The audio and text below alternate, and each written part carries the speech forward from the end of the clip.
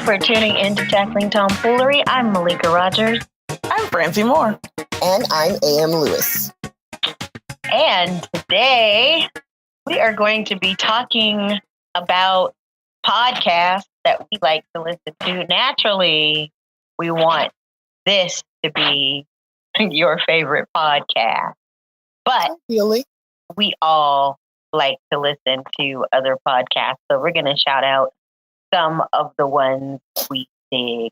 And we're just going to name a few, but in the notes, there will be some links to a whole bunch of other ones that we might not mention that we listen to and like. So, Francie, I know this is odd, but I want to start with you because I know there's one you said you listened to, but really hate it, and yet you listen. And I've been curious now for like a week what that is. It's still processing, and it is, that's literally the name of the podcast. It's Wesley Morris and Jenna Wortham. They are both culture writers for the Times, and they are what I like to call Ivy League Black, you know? And it is, I can't really put my finger on why I hate, no, I can. I'm lying. I mostly agree with most of the things that they say. So it's not that we have completely different perspectives on most things. It is that I hate the way they talk about these things. And I think I mentioned this podcast when we were talking about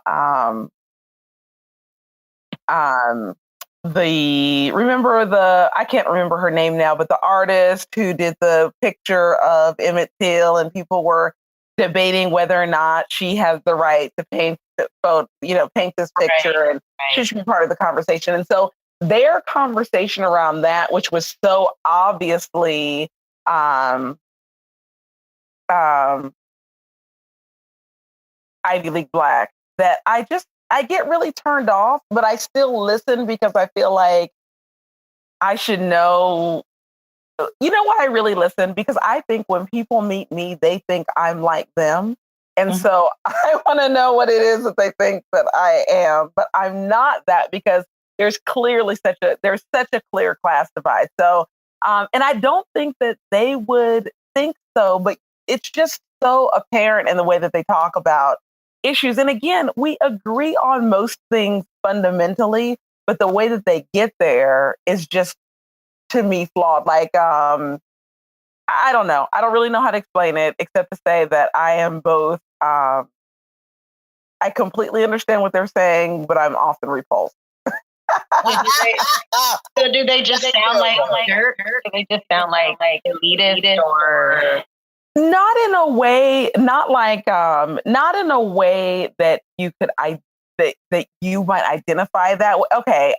So she is really into yoga, and she had this one where she was, welcoming the change of seasons, and she was going to get the correct oils to kind of orient her life. And that's sort of where she is and how she talks, which is fine. I'm from California. I get it. I know those people. I am related to some of those people, but they are very Ivy League Black. That's the only way that I can really describe them. For example, when they talked one week about the bodega thing, how those two, it was a startup, and those two people were like, oh yeah, we're going to put mom and pop shops out, bodegas out of business. And they agreed with me that that's trash. But then she had a very long harangue about, are you paying attention to the other things that you do? And why can Twitter galvanize around, getting rid of this just because it sounds bad? But there are so many things that are bad that people don't protest. And technically, I agree with that. It's just that I just feel like they always sound so like speaking for the people. And I don't know. I don't know how to explain why I don't like it, but that's a podcast that I regularly listen to, but I don't love. I like it. Now I must listen. Yeah, listen and tell me what you think. And see how I feel about it. All right. So what's a podcast you listen to that you listen to because you like it? Okay, so I listen to a lot of podcasts, and I don't subscribe to any that I don't love, but I dabble in a lot that I don't always listen to. So it's hard for me to narrow it down, is really what I'm trying to say. But Revisionist History is one that I love, love, love. It's on hiatus right now, but that's the Malcolm Gladwell podcast. And it is so good. And I feel like following up what I just said about Jenna and Wesley makes me sound exactly like this talking about Malcolm Gladwell's podcast. But I just, I do really love it. It's always a perspective, just like his books. There's always a perspective that maybe you hadn't considered. And I don't always agree with him about everything, but some of them are just really touching. And this season finale that he tied into, his own experience. Was amazing. Yeah, it was just really, really touching. And his little dry voice is so funny, and he's so funny, and I like it. That is actually in my top 3 podcasts. So I'm glad you mentioned it. It is one of my favorite things. And I like him. And I was all into the episode he did about McDonald's French fries. Definitely. Did you crack up when he said that the millennials were coming in saying, "Thank you so much for letting us taste these," because they had never tasted the good McDonald's fries? I laughed so hard. And they just don't even understand, because I ate some McDonald's French fries about a week ago and decided at that point that is a wrap for me. I'm over it. Because they're trash. Yeah, they are trash. And I'm not a huge fast food lover, but McDonald's French fries were always something that was delicious. It was like they were sprinkled in crack dust or something. But not anymore. And they just tasted sad. And I've had better French fries out of the frozen food section at the grocery store. So no, I'm over it. I'm done. Do you get Ore-Ida? Are they on your Rida? Well, Ore-Ida is like the premier frozen fry, isn't it? Like if you get a tater tot that's not Ore-Ida, it's going to be all Rida, but it's not going to be Ore-Ida. So, yeah, I'm all about Ore-Ida. Otherwise, I'm making the French fries my damn self. But I don't have any tallow. But yeah, Revisionist History is an awesome podcast. And Malcolm Gladwell is an awesome way. So, great show. AM, you have a podcast or two you want to holler at us about? Well, a little background. You were talking earlier about initially back in the day not knowing what a podcast was, like hearing this word and being like, what? And that was absolutely me. Like I knew it was a show, but not on the radio, on the internet, I don't know, I was confused. But I kept hearing it. And this was back when I used to read Entertainment Weekly regularly. And Entertainment Weekly, if I remember correctly, I'm almost certain, used to have a little segment, podcast. And I would just think, I don't even know what this is. Right. So finally, of course, eventually knew what it was, but never listened to any until last year. And the first show that I listened to, and I'm kind of going to do a Franzi here, that I loved immediately, I think was The Read. One of my former coworkers put me up on it. Yeah. I listened and I thought it was hilarious. I love Crystal's laugh. I love how dry and petty Kid Fury is. The Read is always my favorite part of the show. So that would be a show that the very first podcast that I listened to regularly. I mean, like Thursday, I get up, I'm looking forward to see if there's a new episode, right? Right. But then some kind of way I fell off, and then I went to listen to it again, and I didn't love it. And then the first episode that I listened to that I didn't love, they were in Amsterdam, I think, and they were high as fuck. They weren't worth shit. It was funny, but I don't really want to listen to you be high and nonsensical. That's not content to me. I was not entertained. Apparently that was one of their most popular shows, which, reiterated for me that I'm not the target demographic, but I just didn't love it. And then I kind of fell off for a little while, podcast period, and went back and tried to listen a couple of times. And I can't. And the reason why is because I feel like there's a lot of fat in the read. And it's fat for me. Like at the beginning, they typically spend some time talking about these baby rappers and gossip around them, or reality show, who did what, love and hip hop, blah, blah. I don't care about any of that. I don't, and that segment just seems long to me. And I just feel like, get past this part. Let's do some listener letters and the read and Black excellence. Let's do that. I don't even love how it starts with Kid Fury doing a quote and Crystal never knows what it is. I never know what it is. And just like, and then, they spend that little time going back and forth where he's chastising her because she never knows. And she's like, what? And she tries to look it up real quick. I think it's a great show. Depending. It's just, I'm impatient and I don't have a lot of time. Sit still, not doing anything else time to listen to podcasts. So I don't listen to it as much as I used to, but I do love their dynamic. I think they're funny. It just, I don't have the something for it. I think I to get off my lawn sometimes for it. No, I totally am with you. I like listening to the little stuff about the people and I rarely know anything about those people. So it's all new to me.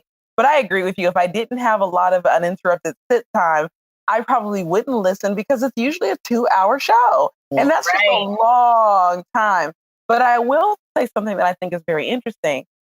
When I listen to the read, I feel like it really is kind of Kid Fury's show. And Crystal is there for backup support. Very rarely does she aggressively take the lead. She'll say, "Oh, are we going to do so and so?" And he'll decide yes or no, and it always is different depending on how he feels. And she really kind of capitulates to him. But on Insecurity, I feel like she really is the taskmaster on that show. Yeah, and Bren is sort of like, just kind of going along. So it's interesting, her little like switch, personality. And I find that on the read, sometimes I wish she would just say what it is. I wish she would be more authoritative the way that she is on the other show. And I guess that's just not their dynamic. It doesn't seem so. It's funny because I was listening yesterday and he brought up some topic, and I think I was listening to a show that's maybe a week or two old. I'm not fully caught up. So anyway, he brought up a topic and she was like, I was hoping you were going to bring that up. And I thought, well, why didn't you bring it up if you wanted to talk about it? But I think it is kind of like you're saying, Francie, where she sort of defers to him to sort of run the show, and then she sort of falls in line or backs up. It does seem like that, which I don't mind. I like the read. It's actually on my list of podcasts.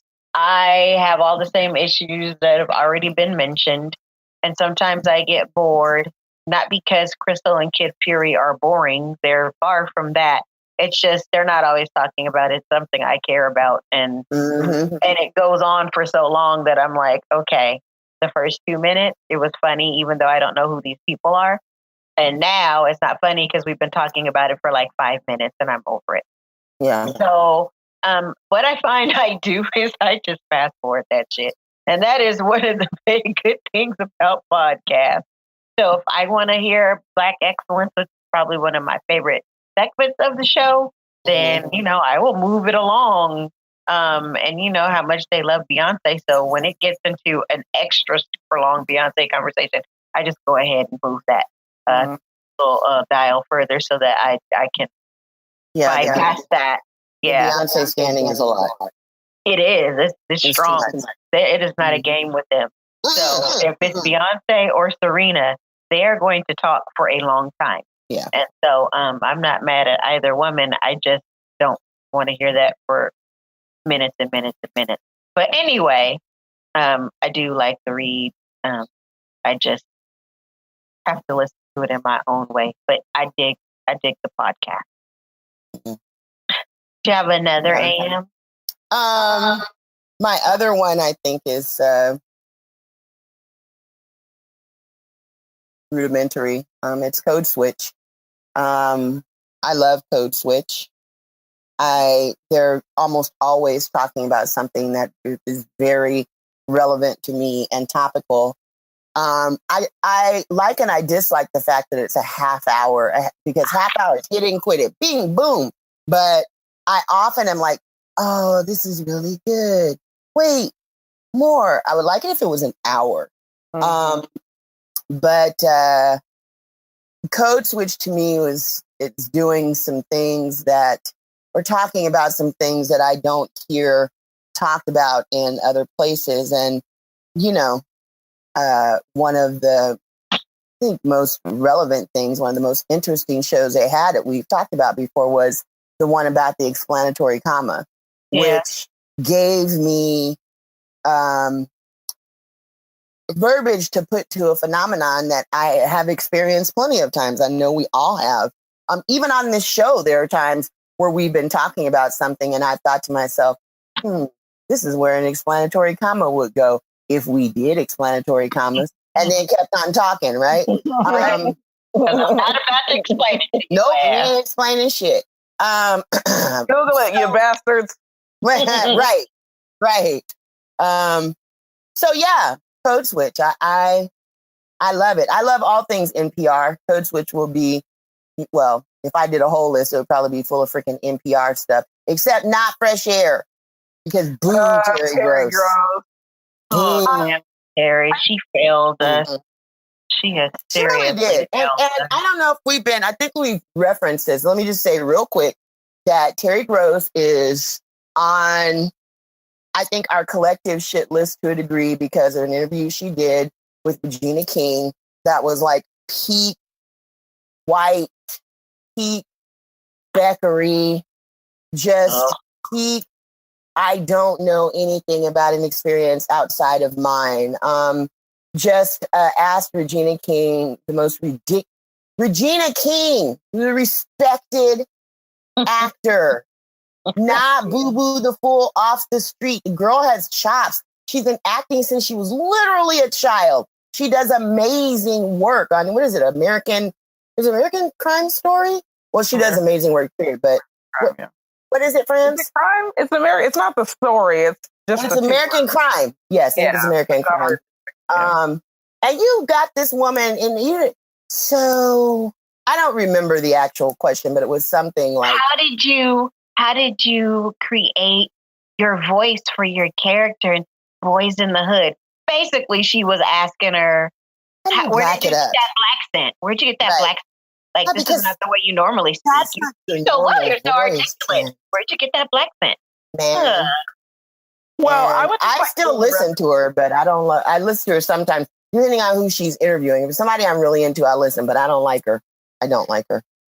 I would like to go on the record and say Regina King was bad, as was Toni Morrison, as was Roxane Gay, I feel like we could keep going down the line, and it's inevitably because Terry acts like, I'm sorry, like, do you think, Toni, that racism is still something that people experience?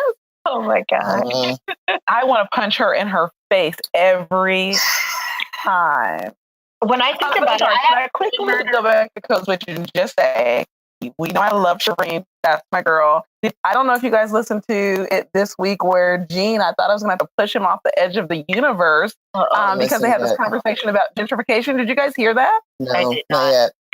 Okay. Well, I'll keep it in my pocket for some other time. But basically the gist of it was they were, I can't remember the name of the guest, but some lady who I think wrote an etiquette book or something.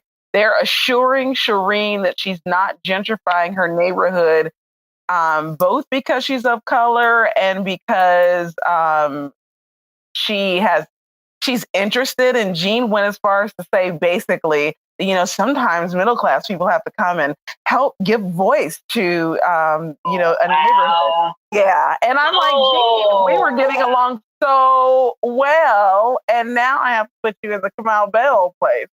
Oh, God, nobody wants to see that. Ugh. He makes me so tired. I also listen to his podcast, but mostly because I really like Hari. Anyway, sorry, go ahead.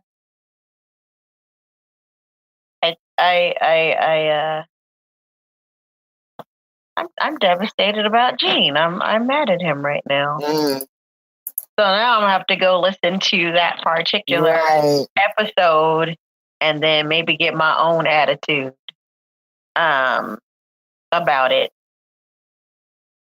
Anyway, mine is, well, I had a whole long list of them, but I'm going to shout out 3. One will be right quick. One is This American Life, which technically is my other one. Yeah, the first podcast I've ever listened to, and it's been on the air for 20 years. It's been on the air forever. Back when nobody was calling podcast. It was just a radio show. So anyway, This American Life, primarily hosted by Ira Glass, and you can not only find it on NPR, but other places too. And This American Life has its own website. Go there and listen to the show. But I love that shit. They can make some of the most seemingly uninteresting subject matter fascinating. And in the way that Malcolm Gladwell sort of gives you other perspectives of familiar stories, or stories you think are familiar with revisionist history. I think This American Life kind of does a similar thing, but in a different way. So anyway, I love This American Life. Also, I love Bronzeville, which is comes on Spotify. I think that's the only place it's available at this point. Bronzeville is a literal radio show, like an old-timey, we don't have a TV because there hasn't been yet. We just gather around the radio and listen to this program. I like that. It's a program. That's how old-timey it is. It's a program. And anyway, so Bronzeville is a neighborhood in Chicago, and I believe the story takes place in maybe the 30s, I think. And there are all these interesting characters, complex characters, some gangsters, some regular straight business people, some little lackeys, some of everybody. And it's primarily about the numbers game during that time, Chicago. And it's like a soap opera, a traditional soap opera. But it's a really good show. It got Lorenz Tate, Lawrence Fishburne, and a whole bunch of other people. It's black? Who are known. Yeah, it's the black as fuck. And I think Lorenz and Lawrence might produce it, but they're also characters. Mm-hmm. But anyway, it's dope. I really like Bronzeville a lot. I hope there will be a season 2, but there is a season 1, and I think it's worth listening to. And then the very last one I want to mention is Two Dope Queens. Even though Two Dope Queens is technically a podcast, it's more really just like a comedy show. Mm-hmm. So it's just Phoebe Robinson and Jessica Williams, and they do sort of riff with one another initially, and then they bring on comics. There's usually 3 per show, but and sometimes it's not comedians. Every now and then it might be an actor, or a writer or a producer of some sort. But mostly it is comedians, and their goal is to feature sort of comedians from often underrepresented backgrounds. So women, LGBTQ or whatever, foreigners, stuff like that. But anyway, I like the show. I like Phoebe and Jessica together. I enjoy Phoebe's laugh. I enjoy Jessica's animated stories. I enjoy Phoebe's stories about her dating situation, which does not always go well, but is usually funny. And it's a good show. I like it. Comedians are not always funny, but what comedian is always funny? So anyway, shoot up, Queen. Word. Can I just say, I feel like I would be remiss to not say that I think that I do listen to all the Crooked Media podcasts, but I think Pod Save the People is one of the best for news and current events. I think DeRay and his team do a really great job with that. And inevitably, I learn something every single time I listen to his show. And I think I learned something that is in the news that I hadn't seen every single time I listen to his show. And then I get more in-depth knowledge about something that I didn't even know was a thing, So I think they do a great job with that. And I guess the rest of them we'll just put on the list, right? Yeah. I mean, because there are certainly quite a few I listen to. Like I said, I didn't even realize I listened to as many as I do. So I'm thinking, I really just listened to 2 or 3. But I think I listened to more like 10. So anyway, that is our rundown of podcasts we dig. And as Bren mentioned, we will have a list with links to the shows that maybe we listened to but didn't have a topic to mention. So anyway, thank you for tuning in to this little mini-sode of Tackling Tomfoolery. I am Malika Rogers. I'm Francie Moore. And I'm A.M. Lewis. Ta-ta. Hey, fellow tacklers. We thank you so much for listening to our show. If you're interested in supporting us, we would be ever so grateful. You can donate to the Tackling Tomfoolery podcast at patreon.com/Tackling Tomfoolery. Tackling Tomfoolery is produced by Bren Inman for Evergreen Talent Collective. For more information, find us on the web at www.tacklingtomfoolery.com, on Facebook at Tackling Tomfoolery, and on Twitter and Instagram. Subscribe to the podcast on iTunes, Stitcher, or SoundCloud, and make sure you rate and review the show, as that helps people find us. If you'd like to contact the show, email us at tacklingtomfoolery@gmail.com or leave us a voicemail at 916-573-1065.